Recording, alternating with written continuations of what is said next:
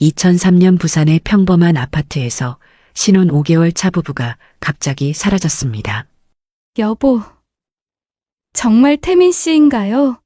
은별의 떨리는 목소리가 현관문 너머로 들려왔습니다. 하지만 그 순간 이후 두 사람은 완전히 증발해버렸어요.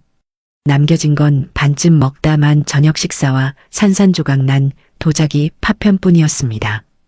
가장 이상한 건 새벽에 들린 낯선 남자의 목소리였어요. 그 집 남편 목소리가 아니었어요. 분명히 다른 사람이었죠. 이웃 할머니의 증언이었습니다. 20년이 지난 어느 날 한 어부가 바다에서 낡은 가방 하나를 건져 올렸습니다. 그 안에서 나온 것들이 모든 수수께끼의 열쇠가 될 줄 그때는 몰랐죠. 과연 그날 밤 그 집에서 무슨 일이 벌어진 걸까요? 그리고 바다가 20년 만에 돌려준 그 가방 속에는 어떤 진실이 숨겨져 있었을까요? 안녕하세요. 저는 박순옥입니다. 올해 72살이에요. 2003년 부산에서 갑자기 사라진 간호사 오은별의 어머니입니다. 20년이라는 긴 시간 동안 딸과 사위를 기다려온 이야기를 여러분께 들려드리려고 해요.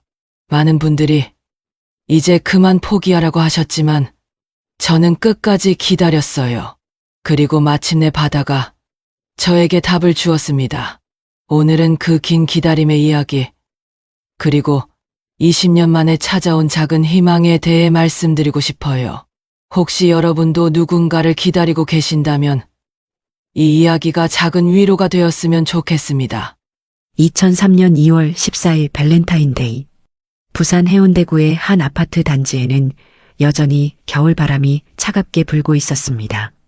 그 평범한 주거 단지 302호에서는 결혼한 지 고작 5개월 된 젊은 부부가 조용하고 평화로운 일상을 보내고 있었어요. 남편 태민은 31살의 성실한 회사원이었습니다. 전자부품 업체에서 근무하는 그는 매일 아침 7시 반이면 어김없이 집을 나섰어요. 키가 크고 말수가 적었지만 누구에게든 정중하게 인사하는 예의 바른 사람이었습니다. 아내 은별은 29살의 간호사였어요. 종합병원 내과 병동에서 일하는 그녀는 환자들 사이에서도 인기가 많았습니다. 작은 키의 단정한 모습, 그리고 언제나 환한 미소를 잃지 않는 성격 때문이었죠. 두 사람의 출퇴근 시간은 항상 엇갈렸습니다. 태민이 회사로 떠날 때 은별은 아직 잠들어 있었고, 은별이 병원에서 돌아올 때쯤이면 태민은 야근으로 늦는 경우가 많았거든요. 그래도 함께하는 시간은 소중했어요. 여보, 오늘 일찍 들어올 수 있을 것 같아요. 태민이 아침에 나가면서 은별에게 말했습니다. 정말요? 오늘 발렌타인데이인데 완벽한 타이밍이네요. 은별의 목소리에는 기대감이 가득했어요. 이 작은 신혼집은 본가에서 한참 떨어진 곳에 있었습니다. 태민의 고향은 대구, 은별의 고향은 울산이었거든요. 두 사람 모두 부모님과 떨어져 독립적인 생활을 시작한 거였어요. 아파트 주민들은 이 젊은 부부에 대해 모두 좋은 이야기만 했습니다. 참 조용한 집이에요. 싸우는 소리를 한 번도 들어본 적이 없어요. 두 분 다 얼마나 예의 바른지 몰라요. 복도에서 마주치면 꼭 인사를 하시거든요. 이웃 할머니들의 증언이었죠. 현관문 앞에는 특별한 식구가 하나 더 있었어요. 바로 은별이가 결혼 전부터 키우던 말티즈, 별이었습니다. 하얀 털에 까만 눈이 똘똘한 이 작은 강아지는 이 집의 보물 같은 존재였어요. 별이는 정말 똑똑했습니다. 태민의 퇴근 시간을 정확히 알고 있어서 매일 저녁 6시 반쯤 되면 현관문 앞에 가서 조용히 앉아 있곤 했거든요. 엘리베이터 소리가 들리면 귀를 쫑긋 세우고 태민의 발걸음 소리를 구별해냈어요. 별아, 아빠 오신다. 은별이 부엌에서 요리하며 별이에게 말하면 별이는 꼬리를 살랑살랑 흔들며 더욱 집중해서 기다렸습니다. 태민도 별이를 정말 아꼈어요. 처음에는 동물을 별로 좋아하지 않았는데 은별과 결혼하면서 별이와도 가족이 되었거든요.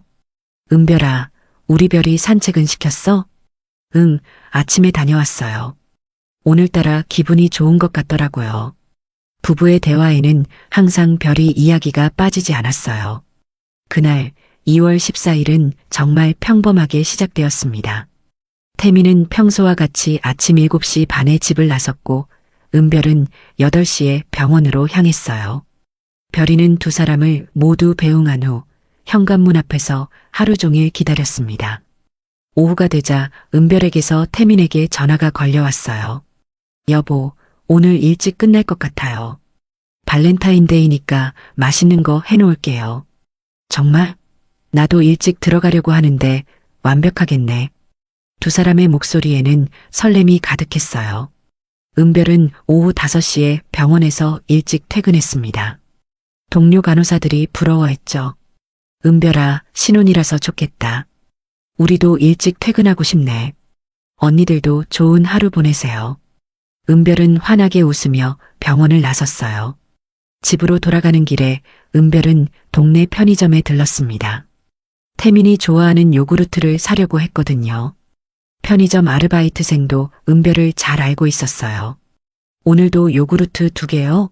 큰 거 하나, 작은 거 하나? 네, 큰 거는 안 먹는다고 하시면서도 결국 다 드시거든요. 은별이 웃으며 대답했어요.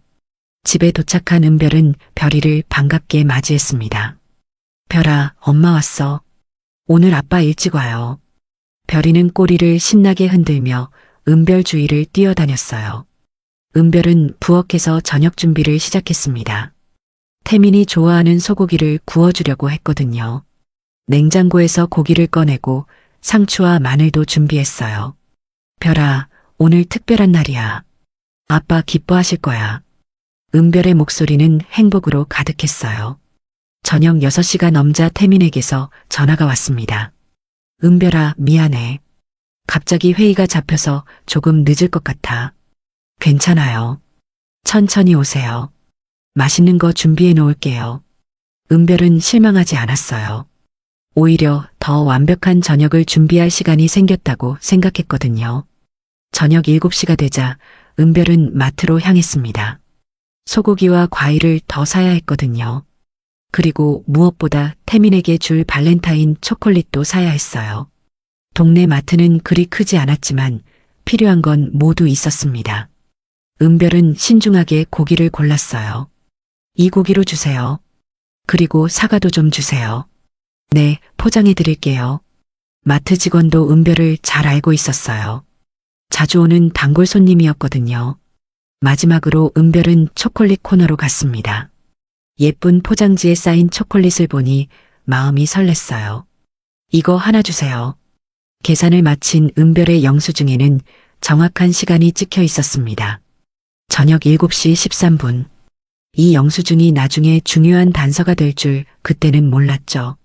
마트에서 나온 은별은 양손 가득 쇼핑백을 들고 아파트로 향했습니다. 갈색 코트를 입은 그녀의 모습이 마트 앞 CCTV에 마지막으로 기록되었어요. 아파트 로비에 들어선 은별은 엘리베이터 앞에서 잠시 멈췄습니다. 유리창에 비친 자신의 모습을 살펴봤거든요. 머리는 괜찮은지, 옷에 이상한 건 없는지 확인하는 모습이었어요. 다른 사람들보다 유독 오래 자신의 모습을 들여다보던 은별. 그 장면이 엘리베이터 CCTV에도 남아 있었습니다. 마치 무언가를 예감한 것처럼 말이에요. 엘리베이터를 타고 3층으로 올라간 은별. 복도를 걸어 302호 현관문 앞에 섰을 때 별이가 반갑게 짖으며 맞이했어요. 별아, 엄마 왔어. 맛있는 거 많이 샀어. 은별이 문을 열자 별이는 꼬리를 흔들며 쫓아다녔습니다. 집안은 따뜻하고 아늑했어요. 은별은 쇼핑백을 부엌에 놓고 재료를 정리하기 시작했어요. 소고기, 상추, 마늘, 그리고 사과까지. 완벽한 저녁이 될 것 같았어요. 별아, 아빠 오시면 깜짝 놀라실 거야. 은별은 행복한 목소리로 별이에게 말했어요. 불판을 꺼내고 고기를 준비하는 은별. 상을 차리고 그릇을 준비하는 모습에는 남편을 향한 사랑이 가득했습니다. 저녁 7시 반쯤 은별은 모든 준비를 마쳤어요. 식탁 위에는 예쁘게 차려진 음식들이 놓여 있었고 발렌타인 초콜릿도 특별한 자리에 놓아두었거든요. 이제 아빠만 오면 돼. 별아, 아빠 언제 오실까? 별이는 마치 이해한다는 듯 꼬리를 흔들었어요. 하지만 시간이 흘러도 태민은 오지 않았습니다. 8시, 8시 반이 되어도 연락이 없었어요. 은별은 조금 걱정이 되기 시작했죠. 회의가 길어지나 보네. 별아, 우리 조금 더 기다려볼까? 은별의 목소리에는 약간의 불안감이 스며들기 시작했어요. 9시가 되자 은별은 태민에게 전화를 걸어봤습니다. 하지만 전화는 꺼져 있었어요. 이상하네. 왜 꺼져 있을까? 은별은 혼잣말을 하며 고개를 갸웃했어요. 시간은 계속 흘렀습니다. 9시 반, 10시가 되어도 태민은 나타나지 않았어요. 준비해둔 음식은 식어가고 있었죠. 은별은 불안해하기 시작했습니다. 태민은 연락 없이 늦는 사람이 아니었거든요. 특히 오늘처럼 약속이 있는 날에는 더더욱 말이에요. 별아, 아빠한테 무슨 일이 생긴 걸까? 별이도 마치 은별의 마음을 아는 듯 조용히 현관문 쪽을 바라보고 있었어요. 10시 반이 되자 은별은 다시 태민에게 전화를 걸어봤습니다. 여전히 꺼져 있었어요. 회사에도 전화해봤지만 아무도 받지 않았죠. 이상해. 정말 이상해. 은별의 목소리에는 걱정이 가득했어요. 그때 갑자기 현관문에서 소리가 났습니다. 은별은 깜짝 놀라며 문 쪽을 바라봤어요. 여보세요? 태민 씨인가요? 하지만 대답은 없었습니다. 대신 현관문 손잡이가 천천히 돌아가는 소리만 들렸어요. 은별의 심장이 빠르게 뛰기 시작했습니다. 태민이라면 열쇠로 문을 열었을 텐데 이상하게 조용했거든요. 태민 씨? 정말 태민 씨인가요? 은별이 다시 물어봤지만 여전히 대답은 없었어요. 별이도 이상한 낌새를 눈치챘는지 현관문을 향해 작게 으르렁거리기 시작했습니다. 현관문이 천천히 열렸습니다. 하지만 들어온 건 태민이 아니었어요. 은별이 전혀 예상하지 못한 사람이 문 앞에 서 있었죠. 은별의 얼굴이 순식간에 창백해졌습니다. 손에 들고 있던 접시가 바닥에 떨어져 산산조각 났어요. 왜 여기에? 은별의 목소리는 떨리고 있었습니다. 별이는 더욱 크게 짖기 시작했어요. 평소에는 온순한 강아지였지만 지금은 무언가 위험을 느끼고 있었던 거죠. 현관문 앞에 선 그 사람은 천천히 안으로 들어왔습니다. 그리고 문을 조용히 닫았어요. 은별아, 오랜만이야. 낮고 차가운 목소리였습니다. 은별이 기억하는 그 목소리였지만 어딘가 달랐어요. 예전의 따뜻함은 온데간데 없이 사라져 있었거든요. 현석 오빠, 왜 여기에 오신 거예요? 어떻게 여기를 알고? 은별의 목소리는 점점 작아졌어요. 무언가 잘못되었다는 걸 직감적으로 느꼈거든요. 조연석. 은별의 대학 시절 연인이었던 그가 갑자기 나타난 것이었어요. 해외로 떠난 지 벌써 몇 년이 지났는데 말이에요. 놀랐지? 나도 갑자기 한국에 올 일이 생겨서. 그런데 은별아, 결혼했다면서? 축하해. 현석의 말투는 축하한다고 하면서도 차갑기만 했어요. 고마워요. 그런데 어떻게 제 주소를? 그런 건 중요하지 않아. 중요한 건 우리가 다시 만났다는 거지. 현석이 한 걸음 더 다가왔어요. 은별은 본능적으로 뒤로 물러났습니다. 별이는 계속해서 짖고 있었어요. 작은 몸집이지만 은별을 보호하려는 듯 현석 앞에서 용감하게 서 있었죠. 별이야, 조용히 해. 은별이 별이를 달래려 했지만 별이는 멈추지 않았어요. 뭔가 위험하다는 걸 본능적으로 느끼고 있었던 거죠. 그때 현관문에서 또 다른 소리가 났습니다. 열쇠로 문을 여는 소리였어요. 여보, 들어갑니다. 태민의 목소리였습니다. 평소처럼 밝고 따뜻한 목소리였어요. 문이 열리고 태민이 들어왔습니다. 하지만 거실에서 마주친 장면은 그가 상상할 수 없는 것이었어요. 아내 은별이 창백한 얼굴로 서 있고 낯선 남자가 그 앞에 서 있는 모습 말이에요. 여보, 이게 무슨... 태민의 목소리가 멈췄습니다. 상황을 파악하기 어려웠거든요. 안녕하세요. 처음 뵙겠습니다. 현석이 태민에게 인사했어요. 하지만 그 인사는 전혀 반갑지 않은 느낌이었죠. 태민은 은별을 바라봤습니다. 아내의 표정에서 무언가 잘못되었다는 걸 느꼈어요. 여보, 이분은 누구세요? 태민이 조심스럽게 물어봤습니다.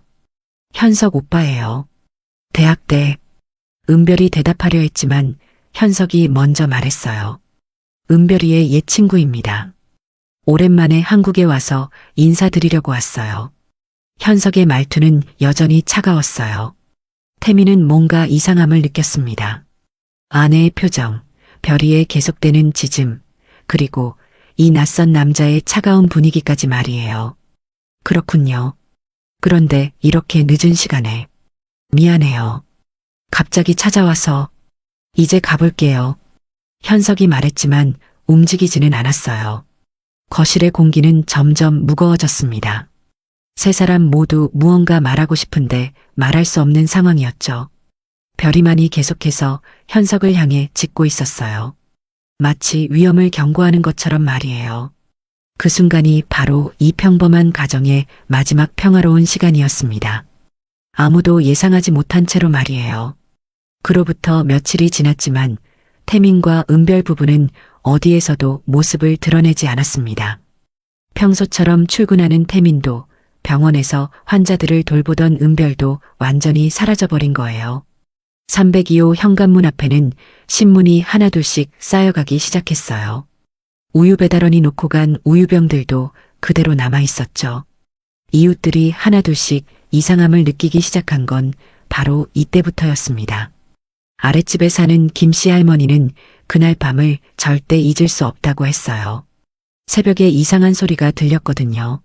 남자 목소리였는데 아주 낮고 무거웠어요. 할머니의 목소리에는 여전히 공포가 남아 있었어요. 그 집 남편 목소리는 아니었어요. 분명히 다른 사람이었죠. 화가 난 것 같기도 하고. 경찰이 와서 조사를 시작했을 때 할머니는 떨리는 목소리로 계속 말했습니다. 듣고 나니 등골이 오싹했어요. 뭔가 나쁜 일이 일어날 것 같은 느낌이 들었거든요. 옆집에 사는 박씨 아주머니도 비슷한 증언을 했어요. 새벽 3시쯤이었을 거예요. 엘리베이터가 움직이는 소리가 났거든요. 저는 그 시간에 화장실을 가려고 일어났었어요. 누가 나가는 걸 보셨나요? 경찰이 물어봤지만 아주머니는 고개를 저었어요. 아니요. 사람 소리는 못 들었고 엘리베이터 소리만 들었어요. 그래서 더 이상했죠. 경찰은 즉시 CCTV를 확인했습니다. 하지만 그날 새벽 시간대에는 아무도 촬영되지 않았어요. 엘리베이터는 분명히 움직였는데 누가 탔는지는 알 수 없었던 거죠. 소리는 있었는데 기록은 없다니.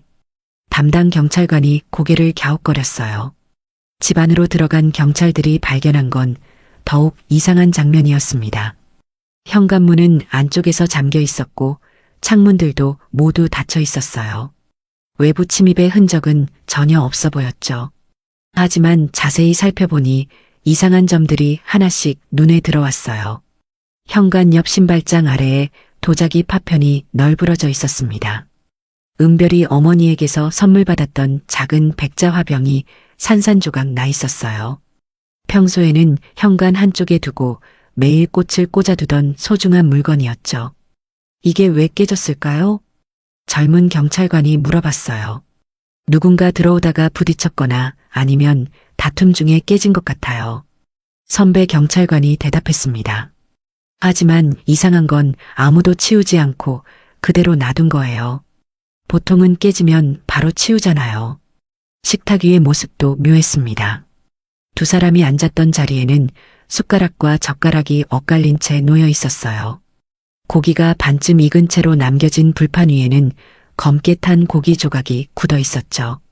반찬 그릇에는 배추김치가 절반쯤 남아 있었고 소주잔 한쪽은 비어 있었습니다. 마치 누군가 급하게 자리를 떠난 것 같은 느낌이었어요. 음식을 먹다가 갑자기 무슨 일이 생긴 것 같네요.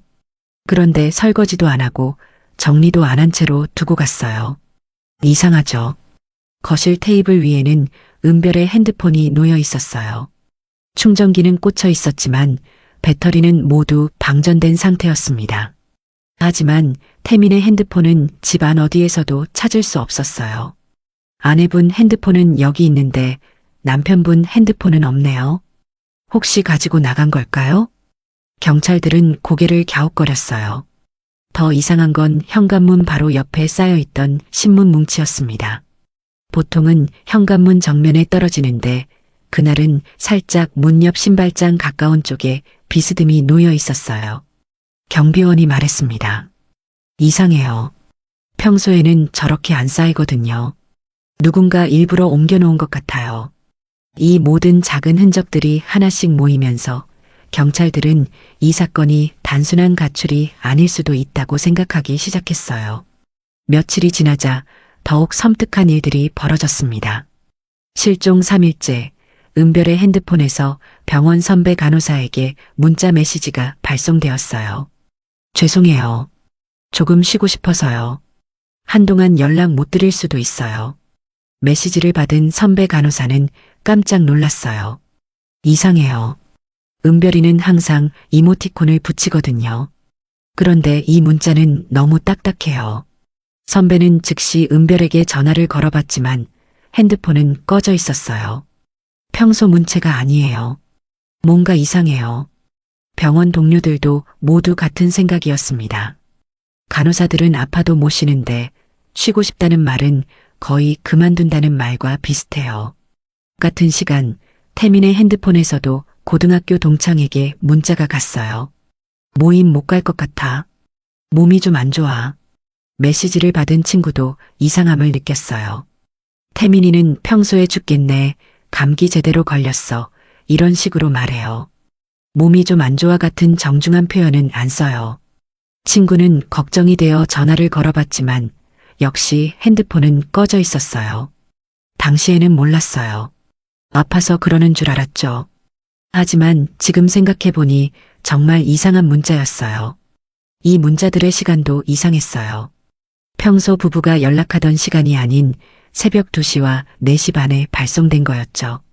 마치 누군가 자는 틈을 노려보낸 것 같았어요. 경찰이 통신회사에 요청해서 분석한 결과는 더욱 충격적이었습니다. 태민의 휴대폰 마지막 위치는 경남 밀양 근처의 고속도로 톨게이트였어요. 시간은 새벽 3시 28분이었죠. 은별의 휴대폰 마지막 위치는 부산 서구의 한 버스 정류장 근처였습니다. 시간은 새벽 3시 41분이었어요. 두 사람이 서로 다른 곳에서 사라졌다는 뜻이네요. 함께 살던 부부인데 어떻게 이럴 수가 있죠? 경찰들도 당황했어요. 이 사실을 들은 가족들은 절망에 가까운 충격을 받았습니다. 태민의 아버지 덕수 씨는 그날 밤 소주를 3병이나 마셨어요. 어떻게 둘 다 다른 곳에서 꺼져요? 같이 살던 부부인데. 덕수 씨의 목소리는 떨리고 있었어요.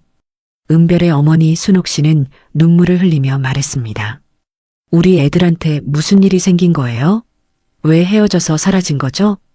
그런데 더 기이한 일이 또 벌어졌어요. 실종 5일째인 토요일 오전 9시 15분, 태민의 회사 동료에게 전화가 걸려왔어요. 여보세요?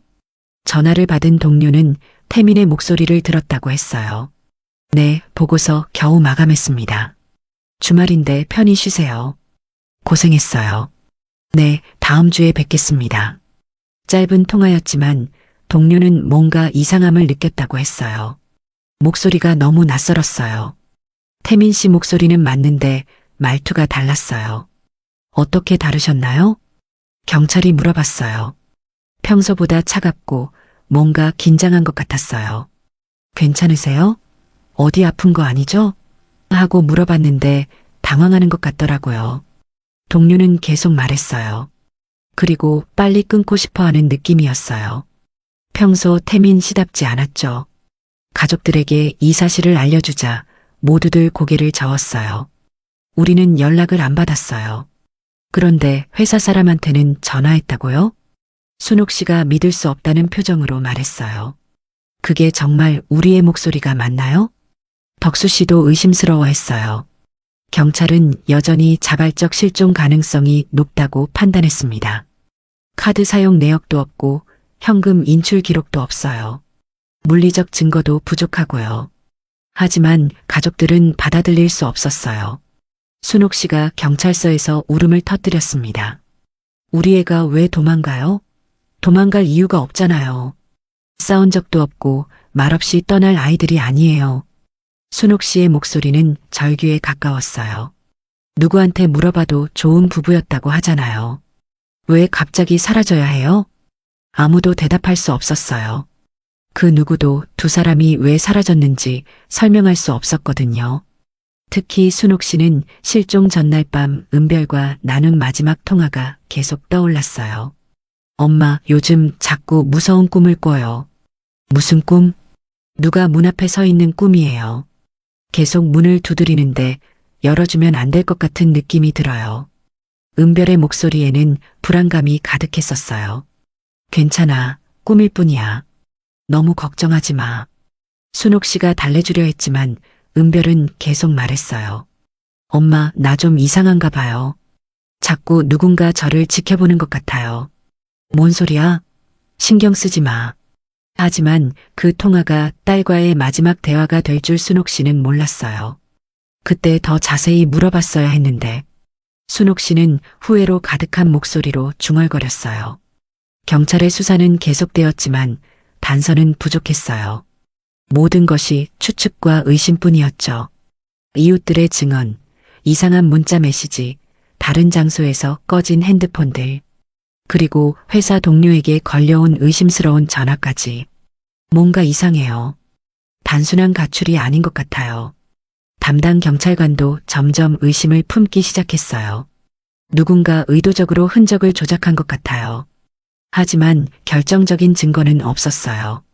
모든 것이 정황상 의심스러울 뿐이었죠. 그 와중에도 현관문 앞에서는 별이가 계속 기다리고 있었어요. 작은 몸으로 현관문 앞에 웅크리고 앉아 주인들이 돌아오기만을 기다리고 있었죠. 누가 먹을 것을 줘도 냄새만 맡고 돌아서 버렸어요. 저 강아지가 제일 불쌍해요. 이웃 할머니가 안쓰러워했어요. 주인들이 언제 올지도 모르는데 계속 기다리고 있어요. 비가 내리는 날에도 별이는 그 자리를 지켰어요. 경비 아저씨가 우산을 씌워주기도 했지만 별이는 움직이지 않았어요. 하루에 2번씩 산책을 나갔는데 이제는 한 번도 안 나가려고 해요. 주인이 얼마나 보고 싶겠어요. 사람들은 별이를 보며 마음이 아팠어요. 결국 순옥 씨가 별이를 데려가기로 했어요. 우리라도 돌봐줘야죠. 은별이가 그렇게 아끼던 아이인데. 하지만 새 집에서도 별이는 계속 현관문만 바라봤어요. 마치 주인들이 돌아올 거라고 믿는 것처럼 말이에요. 별아, 이제 여기가 내 집이야. 순옥 씨가 말해도 별이는 고개를 돌리지 않았어요. 몇 달이 지나자 별이는 점점 약해졌어요. 밥도 잘 먹지 않고 산책도 나가려 하지 않았죠. 저 아이도 주인들을 그리워하나 봐요. 순옥 씨의 목소리에는 슬픔이 가득했어요. 결국 별이는 몇 달 만에 조용히 세상을 떠났어요. 마지막까지 현관문을 바라보면서 말이에요. 별이까지 떠나고 나니 정말 아무것도 남지 않았네요. 순옥 씨는 별이를 묻어주면서 눈물을 흘렸어요. 은별아, 별이도 너희를 찾으러 갔을 거야. 시간이 흘러도 사건은 해결되지 않았어요. 단서들은 많았지만 결정적인 증거는 없었죠. 이상한 목소리들, 의심스러운 문자 메시지, 서로 다른 곳에서 꺼진 핸드폰들, 그리고 누군가 조작한 것 같은 현장의 흔적들까지. 모든 것이 무언가 잘못되었다고 말하고 있었지만 진실은 여전히 미궁 속에 숨어 있었어요. 수사가 한 달째 접어들면서 담당 수사관 김도연은 은별의 과거를 더 자세히 들여다보기 시작했습니다. 병원 동료들과의 면담에서 반복적으로 나오는 한 이름이 있었거든요. 조연석. 은별의 대학 시절 연인이었던 그 남자의 이름이었어요. 은별이랑 꽤 오래 사귀었어요. 대학교 3학년 때부터 졸업할 때까지요. 병원 선배 간호사가 증언했습니다. 해외 유학을 간다고 해서 헤어졌다고 들었어요. 그 후로는 연락을 안 했다고 하더라고요. 도연은 펜을 들고 메모했어요. 지금까지 수사에서 전혀 언급되지 않았던 인물이었거든요. 혹시 최근에 연락한 적이 있나요?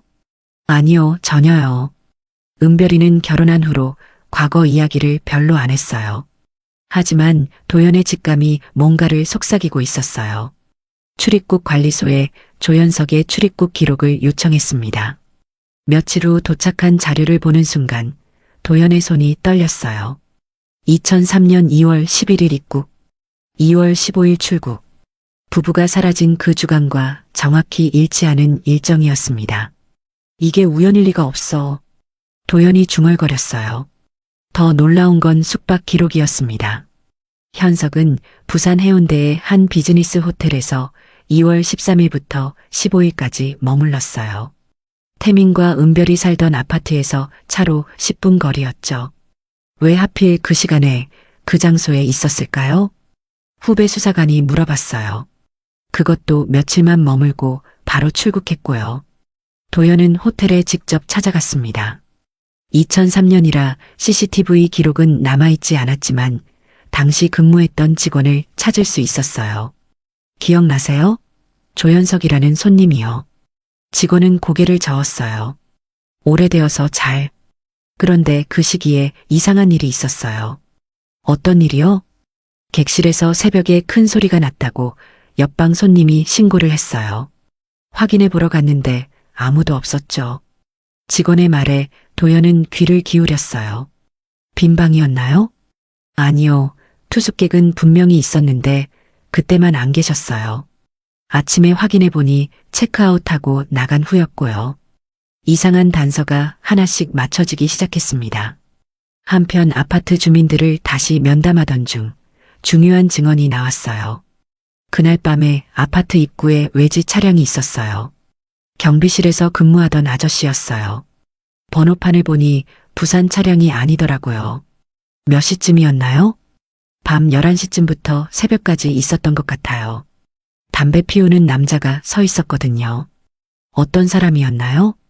긴 코트를 입고 있었는데 얼굴을 절반쯤 가리고 있어서 잘 안 보였어요.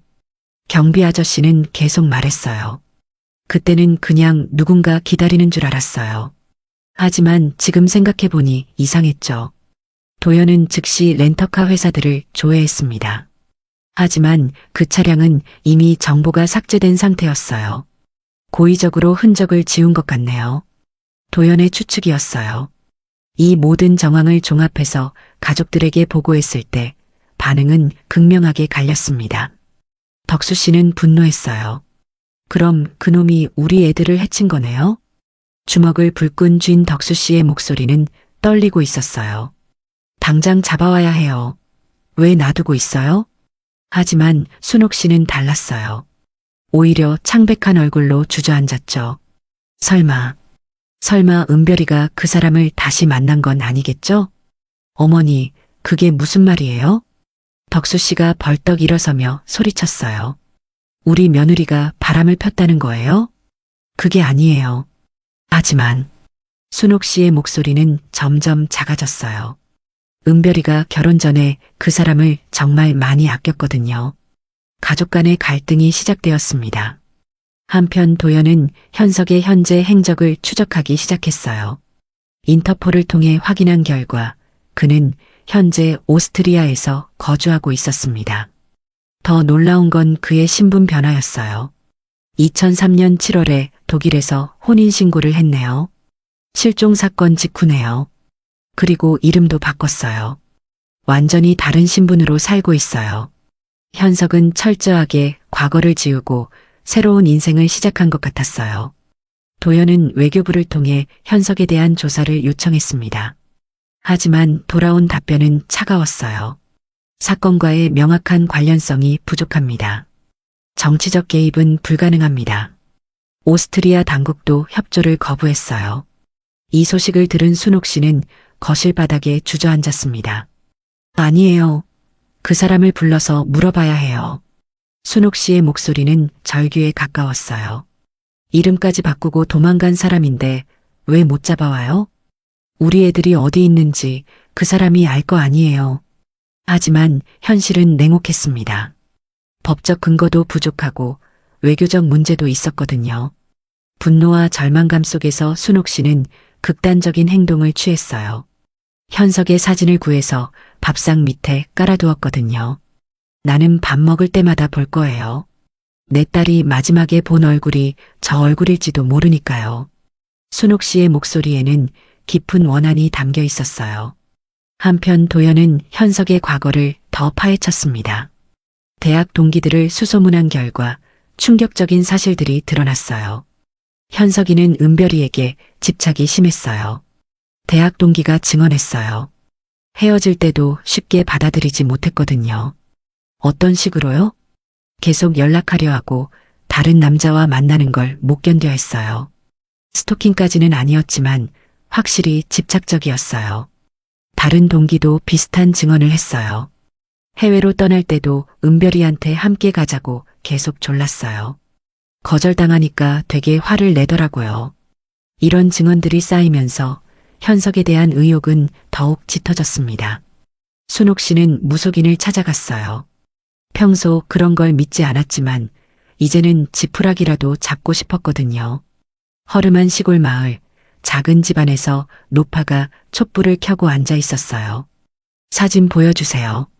순옥 씨가 떨리는 손으로 은별과 태민의 사진을 꺼냈어요. 노파는 한참 동안 사진을 바라보더니 고개를 저었어요. 물이 아니에요. 말 때문에 사라졌어요. 무슨 말이요? 누가 했던 말? 듣지 말아야 했던 그 말 때문이에요. 노파의 말은 수수께끼 같았어요. 그럼 살아있나요? 우리 애들이 살아있나요? 순옥 씨가 간절히 물어봤어요. 반은 죽었고 반은 살아있어요. 하지만 마음은 아직 남아있어요. 그 마음이 가방 속에 담겨 있어요. 곧 떠올라요. 노파의 말을 이해할 수는 없었지만 순옥 씨는 왠지 위안이 되었어요. 그 무렵 덕수 씨는 직접 현석을 찾아 나섰습니다. 오스트리아까지 갈 돈은 없었지만 국내에서 그의 흔적을 찾아보려 했어요. 현석의 고향, 다니던 대학, 과거 직장까지 모두 돌아다녔습니다. 혹시 조현석이라는 사람 아세요? 최근에 한국에 온 적 있나요? 하루 종일 돌아다니며 사람들에게 물어봤지만 소득은 없었어요. 아들아, 아빠가 꼭 찾아낼게. 덕수 씨는 매일 밤 태민의 사진을 보며 다짐했어요.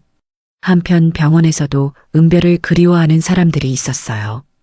은별이가 없으니까 병동이 너무 조용해요. 동료 간호사들이 말했어요. 항상 밝게 웃어주던 애인데 환자들도 은별이를 찾아요. 언제 돌아오냐고 물어보시거든요. 은별의 빈자리는 쉽게 채워지지 않았어요. 수간호사는 은별의 개인 물품을 정리하다가 이상한 걸 발견했어요. 이게 뭐지? 서랍 깊숙한 곳에서 찢어진 편지 조각이 나온 거예요. 미안해. 하지만 너를 포기할 수 없어. 몇 글자만 남아 있었지만 필체가 은별의 것이 아니었어요. 혹시 누군가 은별이한테 보낸 편지 아닐까요? 수간호사는 즉시 경찰에 신고했어요. 도연이 편지 조각을 분석한 결과 필적 감정에서 현석의 것으로 추정된다는 결과가 나왔습니다. 현석이 은별 씨에게 편지를 보냈을 가능성이 높아요. 그리고 은별 씨가 그걸 찢어서 버린 것 같고요. 이는 현석이 지속적으로 은별에게 접촉을 시도했다는 증거였어요. 가족들에게 이 사실을 알리자 순옥 씨는 더욱 분개했어요. 그럼 그놈이 계속 우리 애를 괴롭혔다는 거네요. 왜 은별이가 말 안 했을까요? 덕수 씨도 화가 났어요. 우리한테 말했으면 미리 조치를 취할 수 있었을 텐데. 하지만 이미 늦었어요. 은별은 사라졌고 현석은 해외로 도망간 상태였거든요. 도연은 현석의 입국 목적을 더 자세히 조사했습니다. 항공사 기록, 호텔 예약 내역, 심지어 렌터카 이용 기록까지 모두 확인했어요. 계획적이었어요. 며칠 전에 미리 예약을 다 해두었거든요. 그리고 체류 기간도 딱 필요한 만큼만 잡았고요. 모든 것이 치밀하게 계획된 것 같았어요. 혼자 온 건가요? 네, 혼자 입국했어요. 하지만 출국할 때는 항공사 직원이 잠시 멈췄어요. 출국할 때는 어떻게 됐나요? 동반자가 있었는지 확실하지 않아요. 기록상으로는 혼자인데 목격자들 말이 다르거든요. 어떻게 다른가요? 어떤 직원은 여자와 함께 있었다고 하고 어떤 직원은 혼자였다고 해요. 이 증언도 더욱 의혹을 키웠어요. 한편 현석의 대학 은사를 찾아간 도연은 더 중요한 정보를 얻었습니다. 현석이는 심리학을 전공했어요. 교수가 말했어요. 특히 범죄 심리학에 관심이 많았죠. 어떤 식으로요? 완전 범죄에 대한 연구를 많이 했어요. 증거를 남기지 않는 방법이라든지 졸업 논문도 그 주제였어요. 교수의 말에 도연은 소름이 돋았어요. 혹시 그 논문 볼 수 있을까요? 물론이죠. 하지만 교수가 미안한 표정을 지었어요. 논문이 분실됐어요. 몇 년 전에 도서관에서 없어졌거든요. 언제 없어졌나요? 2003년 초쯤이었던 것 같아요. 시기까지 일치했어요. 이 모든 정황 증거들이 쌓이면서 현석에 대한 의혹은 확신에 가까워졌어요. 하지만 여전히 결정적인 증거는 부족했습니다. 정황상으로는 의심스럽지만 물증이 없어요. 도연이 상관에게 보고했어요. 해외에 있는 용의자를 소환하기에는 증거가 부족합니다. 결국 수사는 교착 상태에 빠졌어요.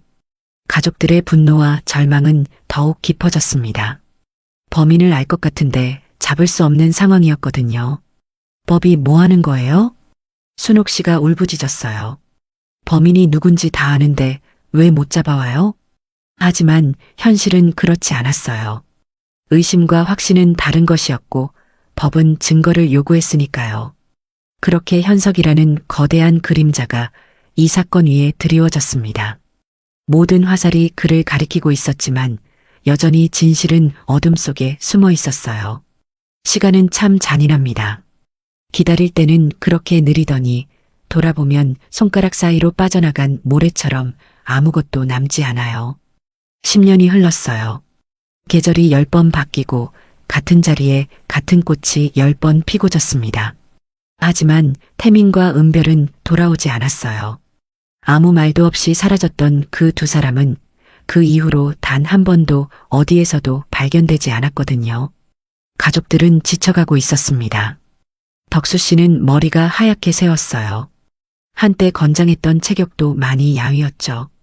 매일 아침 태민의 사진 앞에 물 한 잔을 올리고 저녁에는 소주 한 잔을 따라 놓았습니다.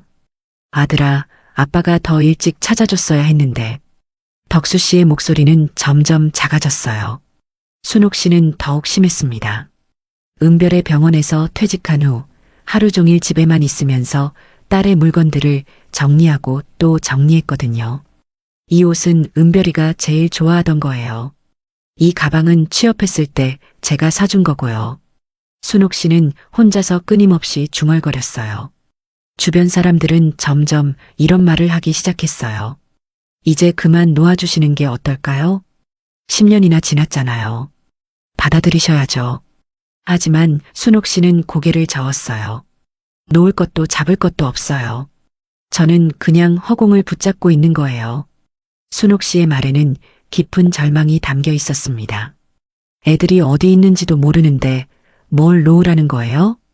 그런 가운데 2013년 여름 태민과 은별이 살던 아파트 단지에 큰 변화가 찾아왔습니다. 재건축 소식이었어요.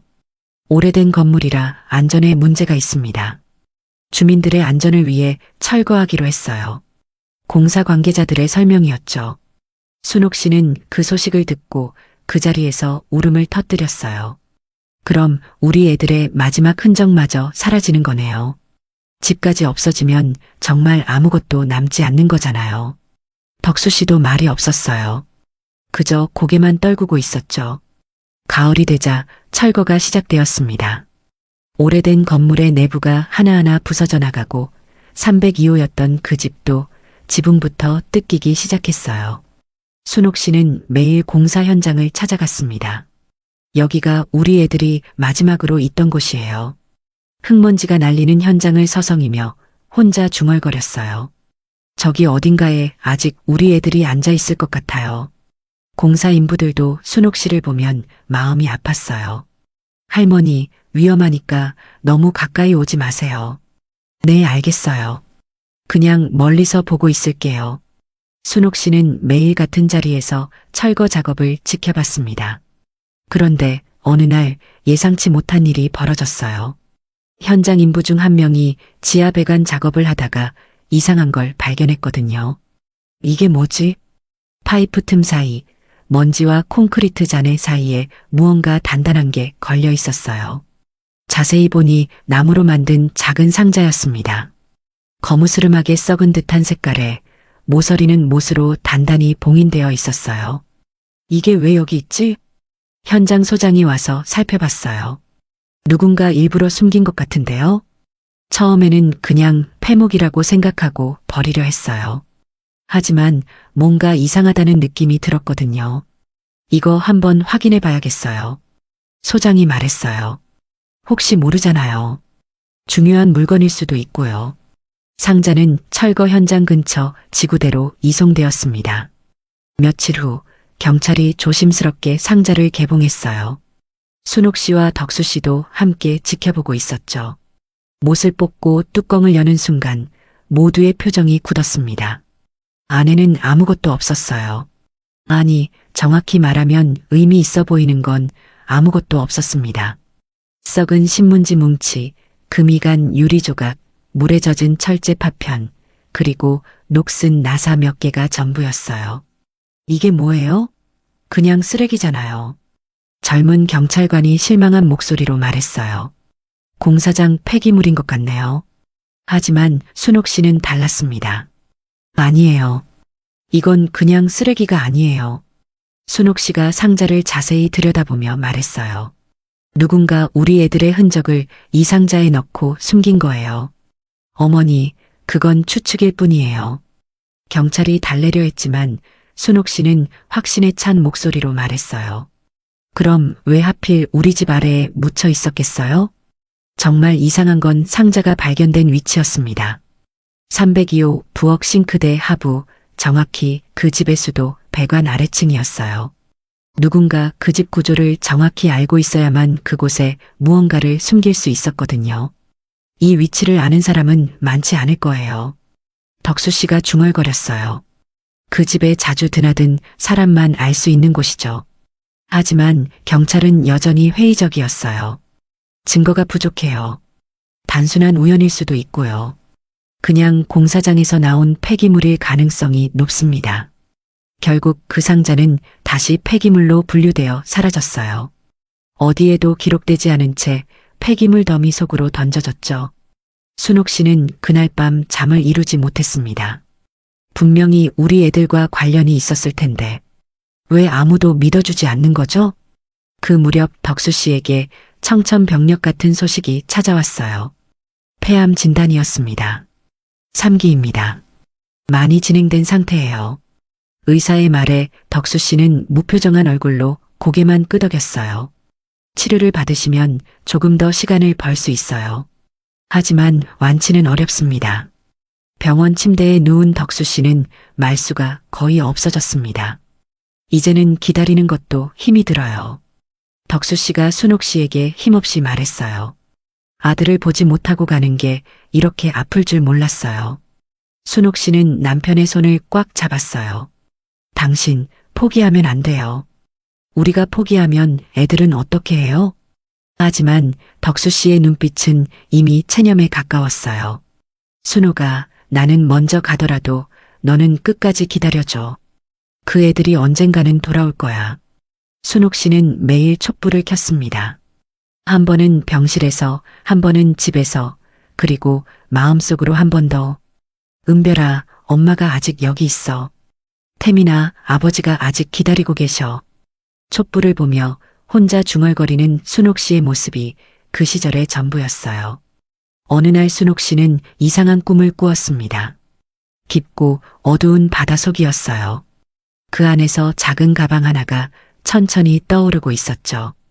가방에서 고개를 내미는 얼굴이 있었어요. 젖은 머리칼, 창백한 얼굴. 하지만 입은 굳게 다물고 있었습니다. 눈만이 분명히 말하고 있었어요. 엄마, 곧 갈게요. 곧 내가 갈게요. 꿈에서 깬 순옥 씨는 온몸이 식은땀으로 젖어 있었어요. 뭔가 의미가 있는 꿈 같았어요. 순옥 씨는 그 꿈 이야기를 덕수 씨에게 했어요. 가방이 떠오른다고 했지? 덕수 씨가 물어봤어요. 네, 바다에서 천천히 올라오고 있었어요. 그럼 우리 애들이 곧 소식을 전해올지도 모르겠네. 덕수 씨의 목소리에는 희미한 희망이 섞여 있었어요. 그 꿈을 꾼 다음 날, 순옥 씨는 다시 무속인을 찾아갔습니다. 시골의 작은 집, 그 안에서 노파가 여전히 촛불을 피우고 있었어요. 또 오셨네요. 노파가 순옥 씨를 알아봤어요. 꿈 이야기를 해주세요. 순옥 씨가 어젯밤 꿈을 자세히 말했어요. 노파는 고개를 끄덕였습니다. 그 가방이 곧 떠올라요. 정말요? 네, 그 안에 답이 들어있어요. 무슨 답이요? 말 못했던 이야기요. 숨겨졌던 진실이요. 노파의 말은 여전히 수수께끼 같았어요. 언제쯤이요? 시간은 알 수 없어요. 하지만 분명히 떠올라요. 순옥 씨는 그날 이후 더 이상 악몽을 꾸지 않았어요. 대신 매일 아침 일어나면 창문을 열고 멀리 바다를 바라봤습니다. 언젠가는 떠오를 거예요. 노파의 말이 맞다면요. 그때까지 저는 기다릴 거예요. 한편 수사는 완전히 중단된 상태였어요. 도연도 다른 사건으로 옮겨갔고 새로운 담당자는 이 사건에 별로 관심이 없었거든요. 10년 된 사건이잖아요. 이제 미제로 분류하는 게 맞을 것 같은데요. 단서도 부족하고 진전도 없고요. 사건은 점점 사람들의 기억에서 멀어져 갔어요. 하지만 순옥 씨는 포기하지 않았습니다. 다른 사람들은 잊어도 저는 못 잊어요. 제가 잊으면 우리 애들을 기억해 줄 사람이 없어요. 매주 한 번씩 그 아파트가 있던 자리를 찾아갔어요. 이제는 새로운 건물이 올라가고 있었지만 순옥 씨는 여전히 그 자리를 지켰습니다. 은별아, 엄마가 여기 왔어. 태민아, 어머니가 또 왔어요. 빈 공터에서 혼자 중얼거리는 순옥 씨를 보는 사람들의 시선이 안쓰러웠어요. 저 할머니 참 안 됐다.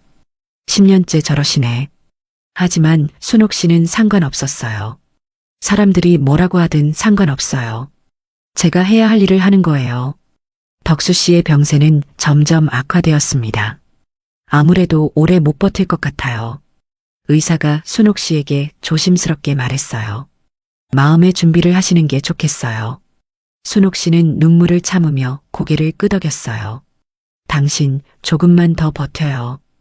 애들 소식 들을 때까지만요. 하지만 덕수 씨는 이미 지쳐 있었어요. 순옥아, 나는 먼저 가서 애들을 기다리고 있을게. 너는 여기서 계속 기다려줘. 그것이 덕수 씨가 남긴 마지막 말 중 하나였어요. 2016년 봄 덕수 씨는 조용히 세상을 떠났습니다. 아들을 보지 못한 채로 말이에요. 장례식장에는 많은 사람들이 찾아왔어요. 모두 태민과 은별의 실종을 기억하는 사람들이었죠. 아버님이 얼마나 애타게 기다리셨는데 이제라도 소식이 있으면 좋겠네요. 사람들의 위로 속에서 순옥 씨는 혼자가 되었습니다. 이제 진짜 혼자네요. 하지만 포기할 수 없어요. 당신과 한 약속이 있거든요. 순옥 씨는 매일 덕수 씨와 태민, 은별의 사진 앞에서 촛불을 켰어요. 오늘도 소식이 없었어요. 하지만 내일은 있을지도 모르죠. 그렇게 또 몇 년이 흘렀습니다. 사람들은 점점 이 사건을 잊어갔지만 순옥 씨 혼자만은 여전히 기다리고 있었어요. 그 가방이 언젠가는 떠오를 거예요. 노파가 그랬잖아요. 무속인의 말을 믿고 꿈에서 본 그 가방을 믿고 순옥 씨는 오늘도 기다렸습니다. 그리고 정말로 그 예언이 현실이 되는 날이 곧 다가오고 있었어요. 2023년 어느 새벽 한 작은 어촌 마을에서 평생 고기잡이를 해온 어부 광수 씨가 여느 때와 다름없이 바다로 나갔습니다. 날씨는 흐렸고 바닷물은 유난히 차가웠어요. 하지만 광수 씨는 개의치 않았습니다. 40년 넘게 이 바다에서 살아온 그에게 이런 날씨는 익숙한 일이었거든요. 오늘은 뭐가 잡힐까? 혼자 중얼거리며 그물을 바다에 던졌어요. 몇 시간이 지난 후 그물을 끌어올리려고 했을 때였습니다. 이상했어요. 평소보다 훨씬 무거웠거든요. 뭐가 이렇게 무거워? 광수 씨는 힘을 주어 그물을 당겼습니다. 하지만 쉽게 올라오지 않았어요. 큰 고기라도 걸렸나? 하지만 무게감이 고기 같지는 않았어요. 뭔가 딱딱하고 차가운 느낌이었죠. 힘겹게 끌어올린 건 낡은 여행 가방 하나였습니다. 표면은 해초와 진흙으로 뒤덮여 있었고 가죽은 바닷물에 불어서 곳곳이 벗겨져 있었어요. 지퍼는 완전히 녹슬어서 움직이지 않을 정도였죠. 이게 뭐지? 광수 씨는 가방을 배 안으로 끌어올렸어요. 처음에는 그냥 쓰레기인 줄 알았습니다. 바다에는 온갖 폐기물이 떠다니니까요. 하지만 이상하게 손이 떨어지지 않았어요. 뭔가 다른 것 같은데. 광수 씨는 가방을 자세히 살펴봤어요. 비록 낡았지만 한때는 꽤 좋은 가방이었던 것 같았거든요. 누군가 소중한 걸 담아뒀을지도 모르겠네. 그런 생각이 들자 그냥 버릴 수가 없었어요. 일단 지서에 신고해보자. 광수 씨는 가방을 들고 마을 지서로 향했습니다. 이거 바다에서 건져 올렸는데요. 혹시 중요한 물건일 수도 있을 것 같아서요. 지서의 경찰관도 처음에는 별로 관심이 없었어요. 그냥 쓰레기 아닌가요? 하지만 가방을 자세히 보더니 표정이 달라졌어요. 이상하네요. 오랫동안 물속에 있었던 것 같은데. 일단 열어볼까요? 지퍼가 완전히 굳어서 작은 절단기로 억지로 벌려야 했어요. 가방이 열리는 순간 모든 사람의 숨이 멎었습니다. 첫 번째로 나온 건 사진 한 장이었어요. 비록 물에 젖어 있었지만 어깨를 나란히 한 젊은 남녀가 서로를 바라보며 웃고 있는 모습이 선명하게 보였죠. 신혼여행 사진 같네요. 경찰관이 말했어요. 사진 뒷면에는 작은 글씨로 날짜가 적혀 있었습니다. 2003년 2월 15일 첫 여행. 경찰관의 손이 떨렸어요. 2003년. 20년 전이네요. 그 밑에서는 혈흔이 말라붙은 손수건이 나왔어요. 하얀 천에 붉은 얼룩이 군데군데 남아 있었죠. 이건 뭐죠? 혈흔 같은데요. 가장 마지막에 나온 건 작은 강아지 목줄이었습니다. 녹슨 이름표에는 희미하게 글자가 남아 있었어요. 별이. 그 순간 경찰관의 기억 속에서 오래된 사건 하나가 떠올랐습니다. 잠깐, 이거 혹시 부산에서 실종된 부부 사건 말인가요? 맞아요. 20년 전에 즉시 부산경찰청에 연락이 갔어요. 가방에서 나온 물품들을 DNA 감식해달라고 해요. 혹시 모르니까 철저히 조사해주세요. 며칠 후 감식 결과가 나왔습니다. 가방 안 혈흔과 사진 뒷면의 지문, 그리고 목줄 안쪽의 피부각질까지 모두 실종된 태민과 은별의 것으로 확인되었어요. 20년 전 사라졌던 두 사람의 마지막 흔적이 바다에서 돌아온 것이었습니다. 소식을 들은 순옥 씨는 그 자리에서 주저앉았어요. 정말이에요? 우리 애들 거가 맞나요? 경찰관이 고개를 끄덕였어요.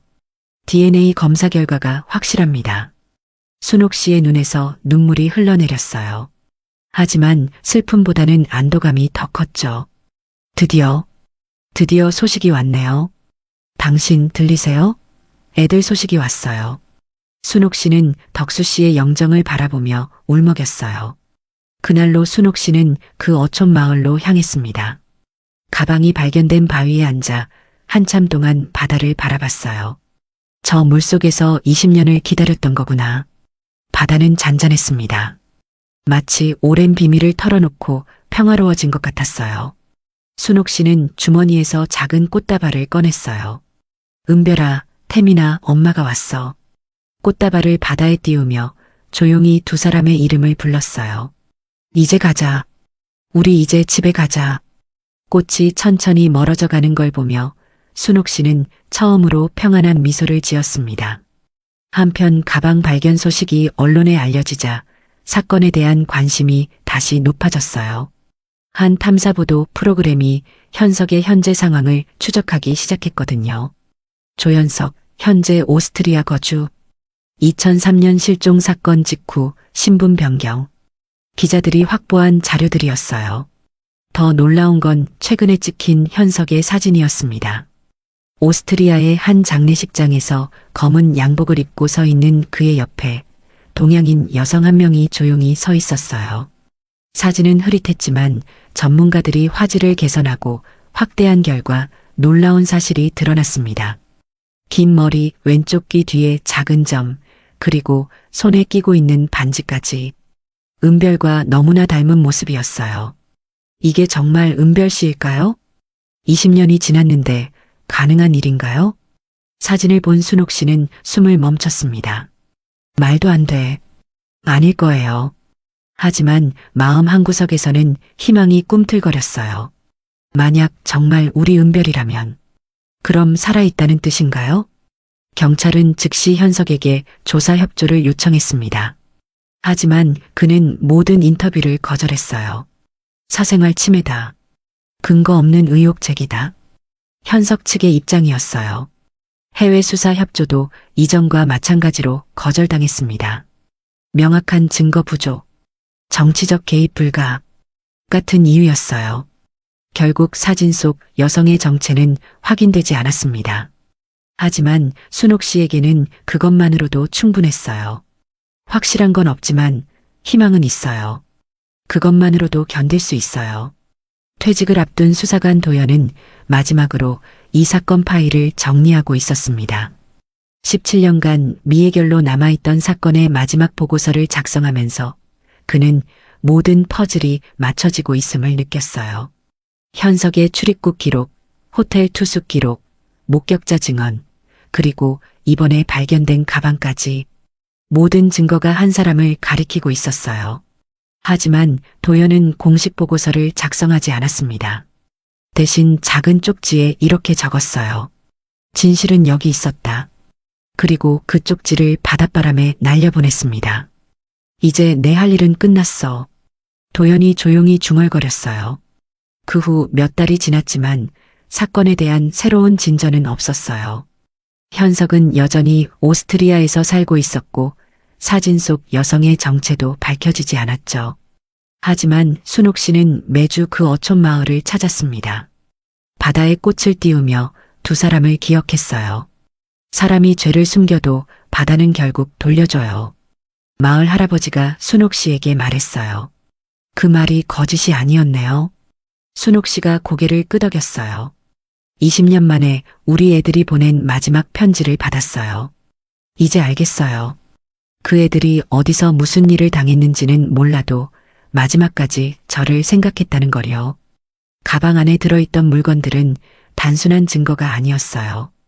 그들이 남긴 마지막 메시지였죠.